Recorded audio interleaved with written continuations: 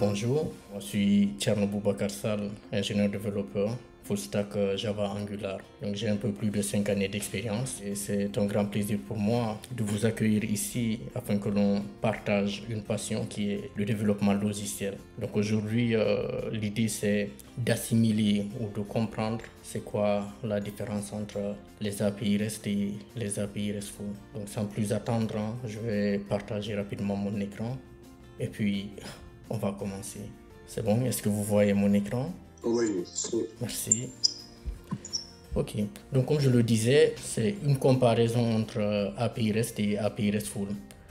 Maintenant, avant d'entrer dans le vif du sujet, j'ai trouvé nécessaire de faire déjà une petite définition des API, c'est-à-dire pourquoi les API en tant que telles. Donc une API, c'est juste un ensemble de règles parce qu'en fait, de base, dès le début de l'ère technologique, il a eu besoin de ce transfert de données. Nous avions des applications et il y a eu le besoin de partager des données entre ces applications. Pour cette communication, nous avons les API. Une application A et une application B peuvent se partager des données, peuvent interagir. Les API nous aident à faire quoi? À communiquer entre différentes applications. Si j'ai une application, par exemple, qui gère des étudiants et que j'ai une autre application qui veut gérer la comptabilité, par exemple, des inscriptions de ces étudiants, il y a le besoin de communiquer. Comment maintenant ces logiciels vont interagir, nous allons voir cela. Pour les applications web, nous utilisons un protocole qui s'appelle HTTP. Donc au lieu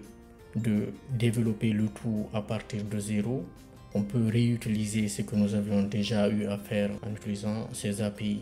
Les API restent, c'est pas des normes ni un protocole, c'est un ensemble de règles pour pouvoir en fait exploiter les standards du web. Roe Fielding ici en 2000 dans sa thèse de doctorat qui a fait une proposition, un style d'architecture logicielle. Pourquoi il y avait ce besoin-là? Nous utilisions les API de type SOAP, sauf que ces API sont verbeux. Pourquoi? Parce qu'on utilise du XML. Et le fait d'utiliser de l'XML qui est vraiment verbeux et d'autres critères aussi, il y a eu donc le besoin d'avoir quelque chose de non seulement robuste, de moderne, mais qui est facile d'utilisation surtout. Donc c'est reste une approche qui est beaucoup plus légère, beaucoup plus flexible.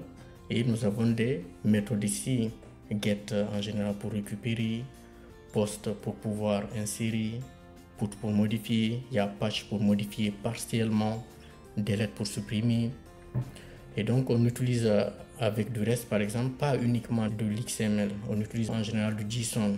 Et c'est le format par défaut. Donc vous allez peut-être vous poser la question pourquoi JSON, pourquoi XML.